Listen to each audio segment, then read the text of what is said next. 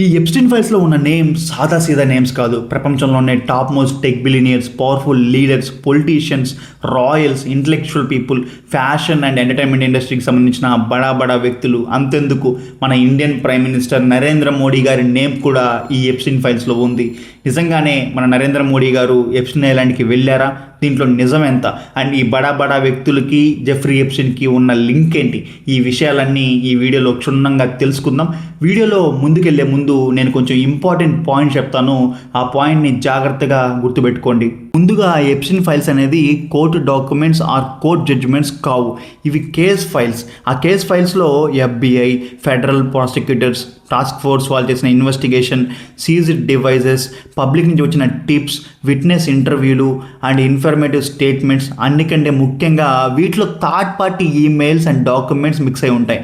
So ఈ release అయిన ఏ ఫైల్స్ కూడా ట్రూ అని FBI కానీ డిపార్ట్మెంట్ ఆఫ్ చీఫ్ జస్టిస్ కానీ డిక్లేర్ చేయలేదు.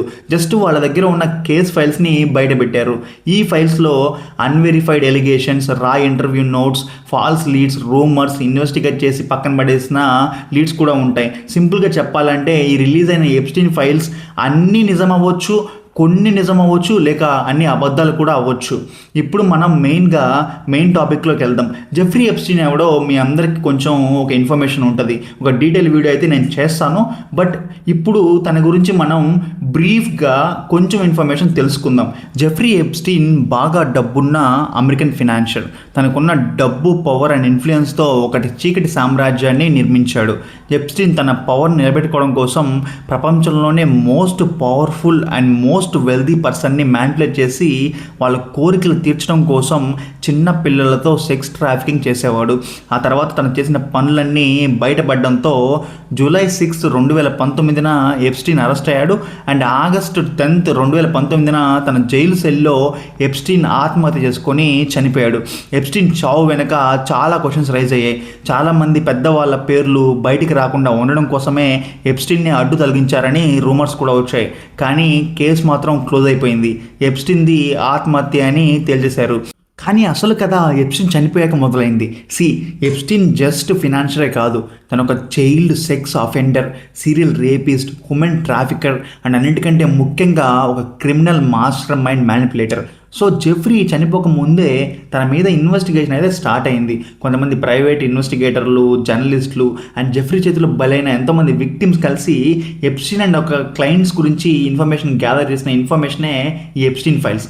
వీటిని పబ్లిక్లో పెట్టాలని చెప్పి ఎప్స్టీన్ విక్టిమ్ ఎప్పటి నుంచో డిమాండ్ చేస్తున్నారు.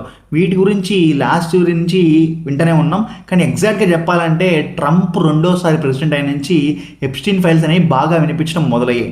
ఎప్స్టీన్ ఫైల్స్ని రిలీజ్ చేయాలి అనే డిమాండ్ ఎంత పెరిగిపోయిందంటే అమెరికన్ కాంగ్రెస్ దీనికోసం Epstein files transparency act pass చేసి డిపార్ట్మెంట్ ఆఫ్ జస్టిస్ ద్వారా ఈ ఫైల్స్ని రిలీజ్ చేయాలని డిసైడ్ అయింది. 2025లో ఫస్ట్ కొన్ని ఫైల్స్ రిలీజ్ అయ్యాయి. కానీ రీసెంట్గా రిలీజ్ అయిన ఫైల్స్ ఈ బ్యాచ్లో ఏకంగా 30 లక్షల పేజీల డాక్యుమెంట్స్, 2000 వీడియోలు అండ్ 180,000 ఇమేజెస్ ఉన్నాయి. ఈ బ్యాచ్లో ప్రపంచంలోనే మోస్ట్ పవర్ఫుల్ లీడర్స్ గురించి మెన్షన్ చేస్తుంది. వాళ్ళల్లోనే మన ప్రియతమ లీడర్, మన తాత డొనాల్డ్ ట్రంప్.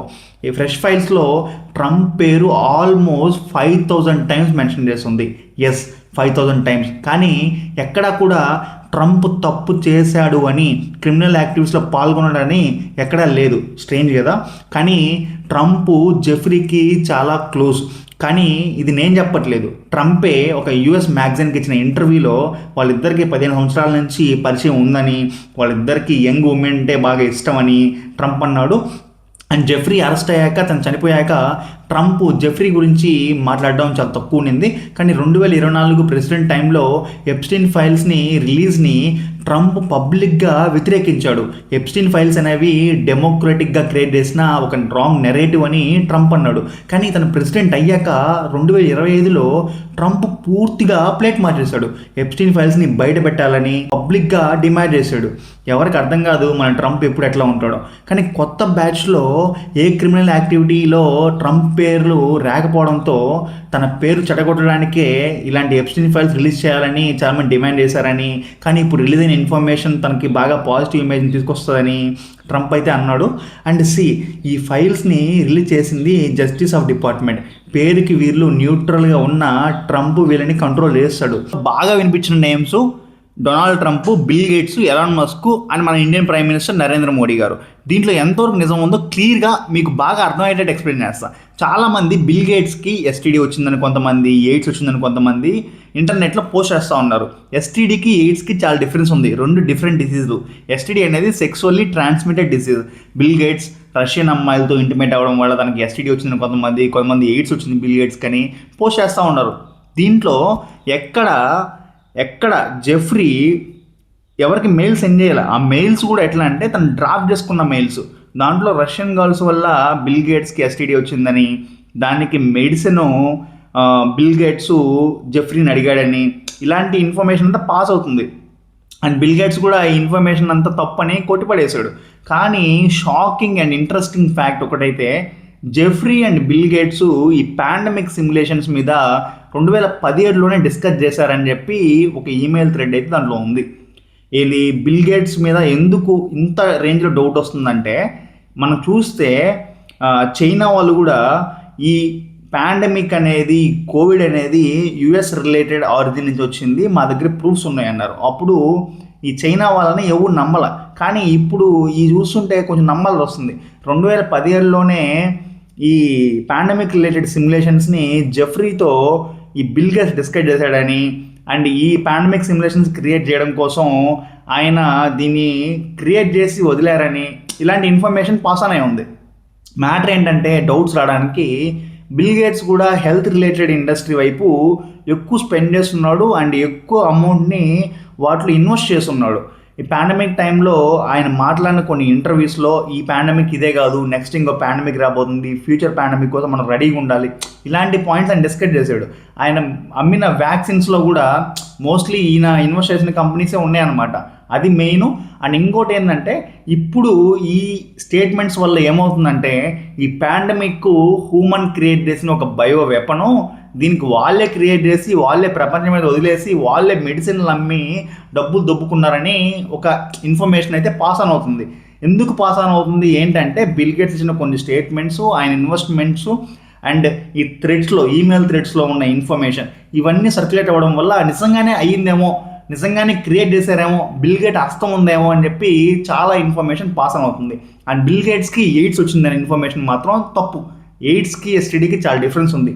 అండ్ దీనికి ఇంకా ఎక్కువ డౌట్ ఎక్కడ వస్తుందంటే, బిల్ గేట్స్ ఎక్స్ వైఫ్ ఒక స్టేట్మెంట్ పాస్ చేసింది. బిల్ గేట్స్కి డైవోర్స్ ఇవ్వడానికి కారణం జెఫ్రీ ఎప్స్టీన్తో బిల్ గేట్స్కి ఉన్న సంబంధాలు అని చెప్పి ఆమె మెన్షన్ చేసింది.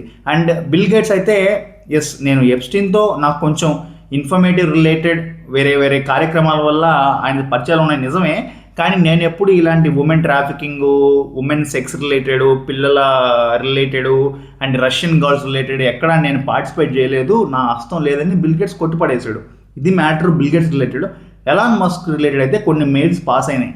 ఎలాన్ మస్క్ మెసేజ్ చేసినట్టు, నేను వర్క్లో కొంచెం బాగా ప్రెజర్ అయిపోయాను, ఏదైనా వైల్డ్ పార్టీస్ ప్లాన్ చేస్తున్నారా అని కొన్ని మెయిల్స్లో ఉండడం, ఏమన్నా ఉంటే చెప్పండి నేను అటెండ్ అవుతానని చెప్పడం, ఎలాన్ మస్క్ ఇంట్రెస్ట్ చూపించాడని చెప్పడం, ఇలాంటివి పాస్ అయినాయి. కానీ ఎలాన్ మస్క్ రీసెంట్ ట్వీట్స్లో ఏం మెన్షన్ చేశాడంటే, ఎప్స్టీన్ ఫైల్స్లో రిలీజ్ అయిన ఎలాంటి వాళ్ళనైనా ఖండించాలా, పబ్లిక్గా శిక్షించాలా అని చెప్పి ఆయన కొన్ని ట్వీట్లు చేశాడు. ప్రైమ్ మినిస్టర్ నరేంద్ర మోడీ గారి విషయం ఏంటంటే, ఎప్స్టీన్ ఫైల్స్ రీసెంట్ రిలీజ్ అయిన దాంట్లో 110 times ఏమో నరేంద్ర మోడీ గారి నేమ్ అయితే ఉంది. మ్యాటర్ ఏంటంటే, ఎక్కడ నరేంద్ర మోడీ గారు క్రైమ్ చేశారని, ఎప్స్టీన్ ఐలాండ్కి వెళ్ళారని ఎక్కడా లేదు, ఎక్కడ ప్రూఫ్ కూడా లేదు, ఆయన క్రైమ్ చేశారని ప్రూఫ్ కూడా లేదు. ఒక్క ఇన్ఫర్మేషన్ ఏది పాస్ చేస్తుందంటే, దాంట్లో ఈయన ఇజ్రాయెల్ వెళ్ళినప్పుడు టూర్కి అక్కడ డ్యాన్స్ వేశాడు, పాటలు పాడుతూ అది ఇది అని చెప్పి కొన్ని మెన్షన్ చేస్తున్నాయి. మ్యాటర్ ఏంటంటే, నరేంద్ర మోడీ గారు ఒక కల్చరల్ ఈవెంట్లో ఇన్వాల్వ్ అవ్వడం నిజమే ఇజ్రాయెల్లో. అక్కడ మన ఇండియన్ జాతీయ గీతము అండ్ రిమైనింగ్ సాంగ్స్ పాడింది జరిగింది, కల్చరల్ ఈవెంట్ అటెండ్ అయ్యాడు, దాని గురించి మెన్షన్ చేస్తుంది. కానీ చాలామందికి ఈ మ్యాటర్ ఏం తెలియక జస్ట్ నరేంద్ర మోడీ గారు నేను మెన్షన్ చేస్తుంది. నేను ముందే చెప్పా కదా, ఈ ఎప్స్టీన్ ఫైల్స్ నిజం అవ్వచ్చు, నిజం కాకపోవచ్చు, కొన్ని నిజాలు అవ్వచ్చు, కానీ నరేంద్ర మోడీ గారికి జెఫ్రీ ఎప్స్టీన్కి సంబంధం ఉందని ఎక్కడ ఒక్క ఇన్ఫర్మేషన్ కూడా లేదు, ఒక్క ఎవిడెన్స్ కూడా లేదు. ఇంకా డొనాల్డ్ ట్రంప్ గారికి, బిల్ గేట్స్కి, ఎలాన్ మస్క్కి వీళ్ళకి రిలేషన్ ఉందని ఇన్ఫర్మేషన్ ఉంది అండ్ ఎవిడెన్స్లు కూడా ఉన్నాయి. ఎందుకు? వాళ్ళందరూ జెఫ్రీ ఎప్స్టీన్కి ఏదో ఒక విషయంలో కనెక్షన్ ఉంది కాబట్టి. కానీ నరేంద్ర మోడీ గారికి ఎలాంటి కనెక్షన్ లేదు, ఎలాంటి ప్రూఫ్ కూడా లేదు. సో ఇది జస్ట్ వాళ్ళు ఇండియన్ పాలిటిక్స్ గురించి మాట్లాడినప్పుడు వచ్చిన డిస్కషన్ అంతే. నరేంద్ర మోడీ గారు తప్పు చేసినట్టయితే ఆ ఎప్స్టీన్ ఫైల్స్లో ఎక్కడా లేదు. ఇది జస్ట్ వాట్సాప్ యూనివర్సిటీ వాళ్ళు ప్రమోట్ చేస్తున్న ఫేక్ న్యూస్లు, అది మ్యాటరు. ఇది ఎప్స్టీన్ ఫైల్స్ ఇన్ఫర్మేషన్. మీకు కొంచెం అర్థమయ్యేలా కొంచెం లోకల్ వొకాబులరీలో చెప్పాను. సో ఇది మ్యాటరు. నెక్స్ట్ వీడియోతో మీ ముందుకు మళ్ళీ వచ్చేస్తాను. ఈ వీడియో కొంచెం ఇన్ఫర్మేటివ్ అనిపిస్తే వీడియోని లైక్ చేయండి, షేర్ చేయండి అండ్ మన ఛానల్ అయితే సబ్స్క్రైబ్ చేయండి.